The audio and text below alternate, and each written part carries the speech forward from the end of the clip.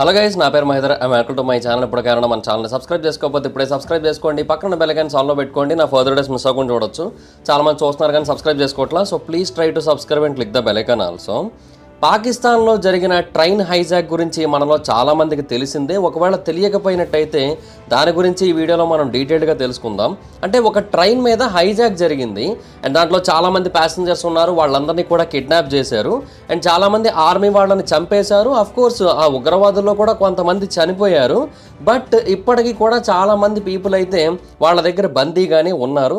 సుమారుగా 155 మందిని విడిపించారు. బట్ ఆ ట్రైన్లో 450 మంది అయితే ఉన్నారు ఆ ట్రైన్ కిడ్నాప్కి గురైనప్పుడు. సో అందువల్ల ఇంకా చాలామంది పీపుల్ వాళ్ళ కంట్రోల్లోనే ఉన్నారు. అసలు ఎందుకు వాళ్ళు కిడ్నాప్ చేశారు, ఎవరు కిడ్నాప్ చేశారు, అసలు ఈ హైజాక్లో స్టార్టింగ్ నుంచి ఏం జరిగింది, దీని యొక్క చరిత్ర ఏంటి, ఎన్నో సంవత్సరాల క్రితమే ఈ సంఘటనకి పునాది ఎలా పడింది, ఇవన్నీ కూడా ఈ వీడియోలో డీటెయిల్డ్గా తెలుసుకుందాం. అసలు ఈ హైజాక్ ఎలా జరిగింది? పాకిస్తాన్కి చెందిన 9 బోగీల జాఫర్ ఎక్స్ప్రెస్ క్వెటా నుంచి పెషావర్ అనే ప్రాంతానికి వెళుతుంది. అలా వెళ్తున్న టైంలో కచ్చి డిస్ట్రిక్ట్ దగ్గరకు వచ్చినప్పుడు బోలాన్ ఏరియా అనే ప్రాంతం ఉంటుంది. ఆ ప్రాంతంలో పెహ్రో కుండ్రి, గదలార్ అని 2 ప్రాంతాలు ఉంటాయి. ఆ 2 ప్రాంతాలకి మధ్యలో ఉన్న ఒక టన్నల్ దగ్గర ఈ ట్రైన్ అయితే ఆపి నిర్బంధించడం జరిగింది. అటాక్స్ కూడా చేయడం జరిగింది.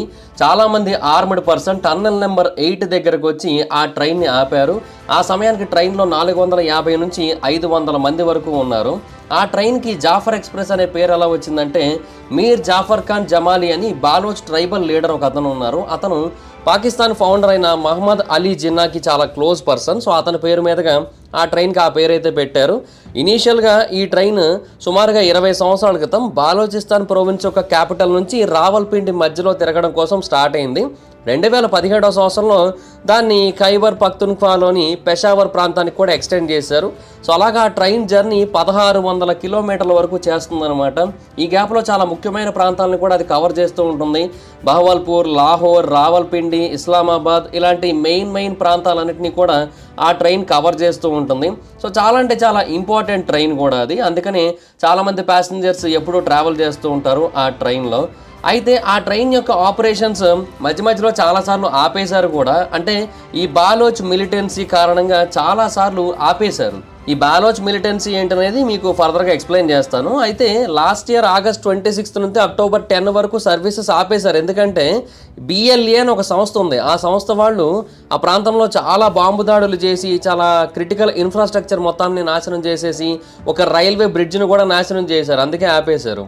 ఆ తర్వాత మళ్ళీ నవంబర్లో క్వెటా రైల్వే స్టేషన్లో జరిగిన బాంబు దాడిలో 62 మంది చనిపోయారు. సో నవంబర్, డిసెంబర్ మొత్తం ఆ ట్రైన్ సర్వీసెస్ ఆపేశారు.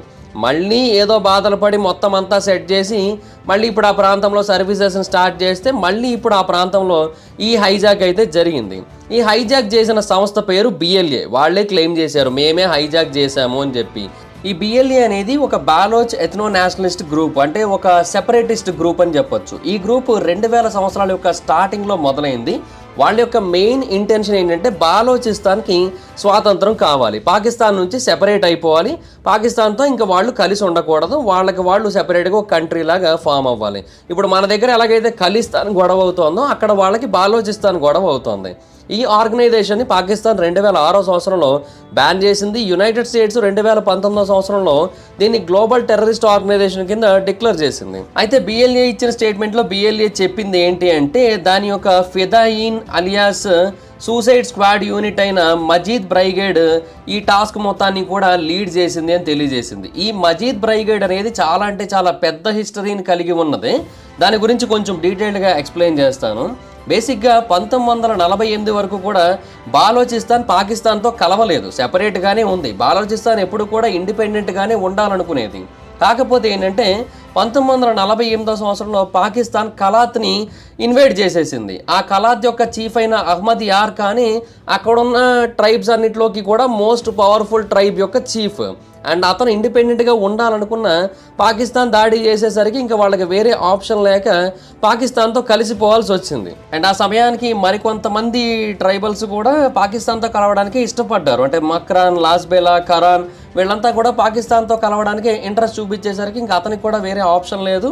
అలా బాలోచిస్తాన్ కంప్లీట్గా పాకిస్తాన్లో కలిసిపోయింది. అయితే మే 1972న నేషనల్ అవానీ పార్టీ బాలోచిస్తాన్లో అధికారంలోకి వచ్చింది. అయితే ఆ టైంలో ఇండియా పాకిస్తాన్ మీద విజయం సాధించింది. భుట్టో అప్పటి prime minister, Pakistan people party PPP యొక్క ప్రెసిడెంట్ అతను, అండ్ పాకిస్తాన్కి ప్రైమ్ మినిస్టర్గా ఉన్నాడు. అయితే ఆ టైంలో అప్పటికే చాలా ఇబ్బందులు ఎదుర్కోవడం వల్ల పాకిస్తాన్ గవర్నమెంట్ ఎన్ఏపీ ఏవైతే బాలోచిస్తాన్కి ఇమ్మని అడిగిందో వాటన్నిటిని ఇవ్వడానికి వ్యతిరేకించింది.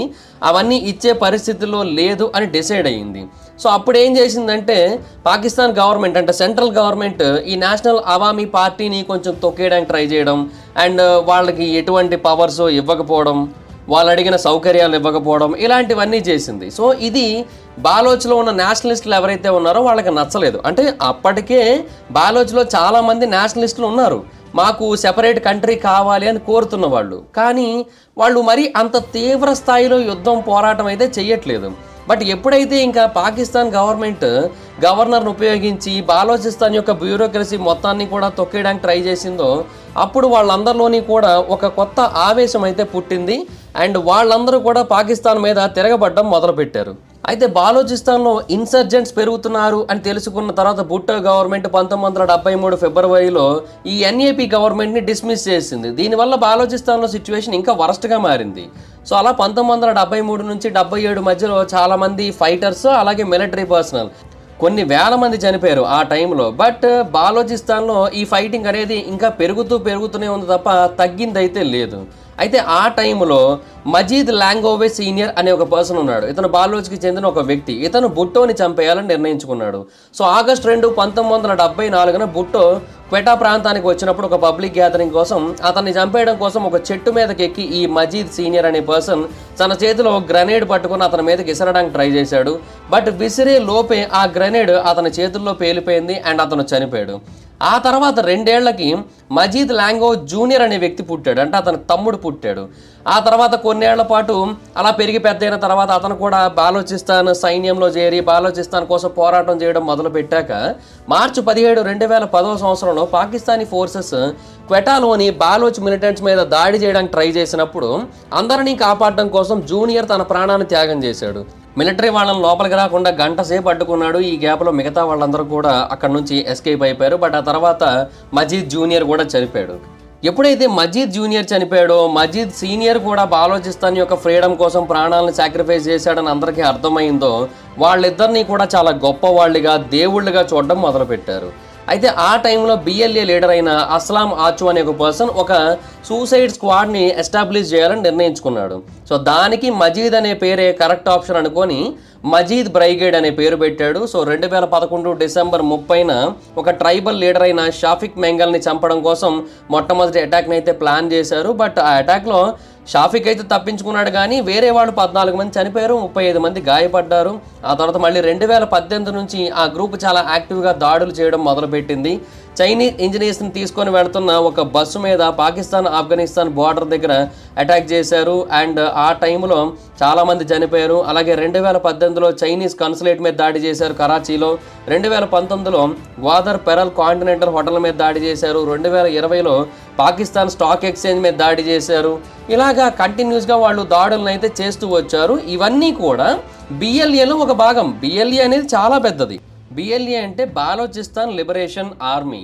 ఈ బాలోచిస్తాన్ లిబరేషన్ ఆర్మీ అసలు ఎందుకు ఫామ్ అయిందంటే నేను ఆల్రెడీ చెప్పాను కదా, 1948 మార్చి వరకు బాలోచిస్తాన్ సెపరేట్గానే ఉండేది పార్టిషన్ జరిగినప్పటికీ కూడా.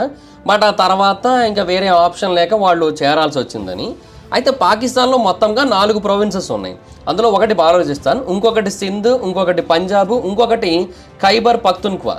అంటే మనకిప్పుడు ఎలాగైతే ఇండియాలో ఆంధ్రప్రదేశ్, తెలంగాణ, కేరళ, కర్ణాటక, తమిళనాడు, మధ్యప్రదేశ్, మహారాష్ట్ర ఇలా ఉన్నాయో అక్కడ వాళ్ళకి ఈ 4 ఉన్నాయి. అయితే ఈ 4గిట్లోకి కూడా బాలోచిస్తాన్ అన్నిటికంటే పెద్దది, బట్ పాపులేషన్ పరంగా అన్నిటికంటే చిన్నది. దాంట్లో చాలా రిజర్వ్స్ ఉన్నాయి. యాక్చువల్గా ఆయిల్ ఉంది, గ్యాస్ ఉంది, బంగారం ఉంది, కాపర్ డిపాజిట్స్ ఉన్నాయి.